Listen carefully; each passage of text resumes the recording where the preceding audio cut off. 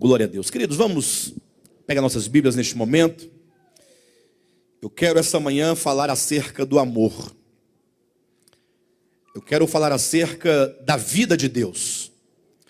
Eu quero falar acerca de Deus. E embora tenhamos dito muitas e muitas vezes esse tema aqui, sobretudo nos últimos tempos, né? Chega um momento em que nós precisamos de contemplar a Deus e discernir a sua natureza.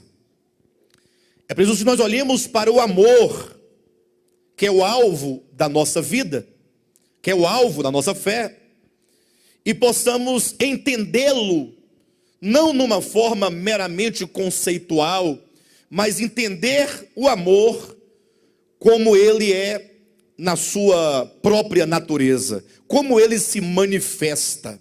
E eu confesso aos irmãos que eu estive essa semana lendo todos os textos da Bíblia que fazem referência ao amor, todos, de Gênesis a Apocalipse.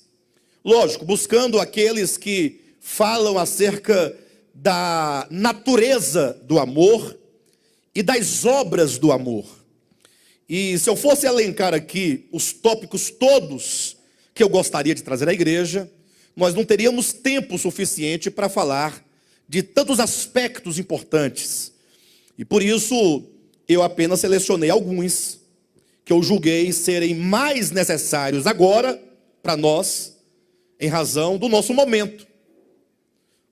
E certamente são aqui pontos coligidos que foram selecionados. Então, se eu deixar de falar algum aspecto, é porque eu não tenho como abranger todos os aspectos numa única ministração. Amém, queridos?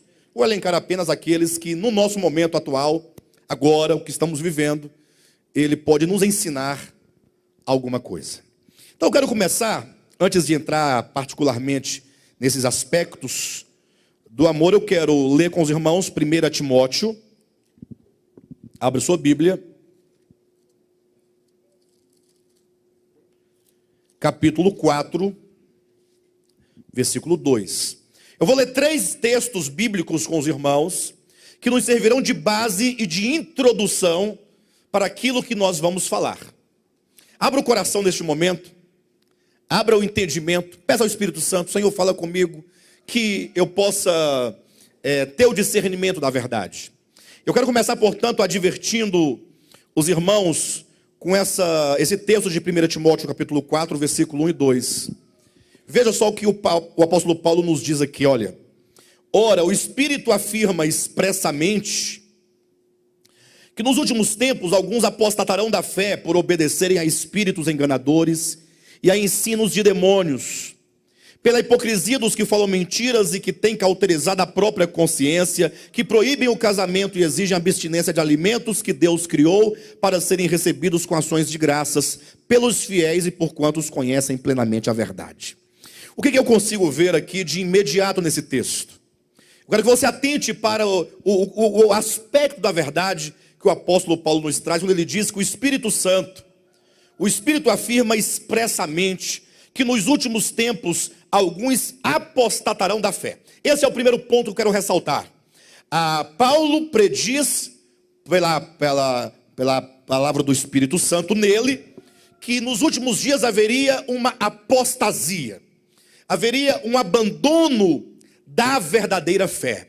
Irmãos, isso é extremamente sério, é de uma gravidade tão grande, embora a maioria dos cristãos não atentam para isso e não se preocupam com isso.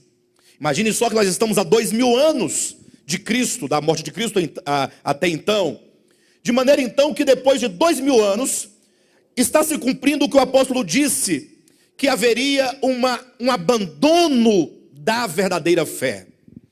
Ora, se eu estou vivendo num tempo em que se cumpre uma profecia que denuncia algo tão grave, que é a apostasia, o abandono da fé, ora, minimamente eu preciso parar e refletir sobre a minha fé.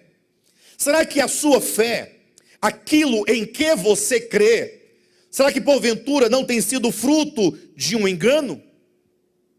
Porque se os tempos nos quais vivemos são tempos de apostasia, de desvio da fé, de abandono da fé, Então qualquer um de nós é uma vítima ou uma presa fácil, se não conhecer as Escrituras, do engano.